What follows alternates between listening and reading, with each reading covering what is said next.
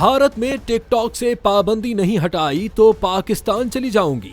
राखी सावंत की मोदी को धमकी। भारतीय अदाकारा राखी सावंत ने भारत के वजीर आजम नरेंद्र मोदी को पाकिस्तान जाने की धमकी दे दी। राखी सावंत ने अपने इंस्टाग्राम अकाउंट पर एक वीडियो जारी की जिसमें वो सूटकेस लिए एयरपोर्ट पर मौजूद है। वीडियो में राखी सावंत ने धमकी दी कि वजीर आजम मोदी जी अगर भारत में टिकटॉक से पाबंदी नहीं हटाई तो मैं पाकिस्तान चली जाऊंगी। पाकिस्तान जाकर शादी कर लूंगी, वहां हलवा पूरी खाऊंगी। राखी सावंत ने कहा कि पूरी दुनिया टिकटॉक से पैसा कमा रही है, भारत में लोग बेरोजगार बैठे हैं। मोदी जी आप भी ट्रम्प की तरह टिकटॉक से पाबंदी हटाएं।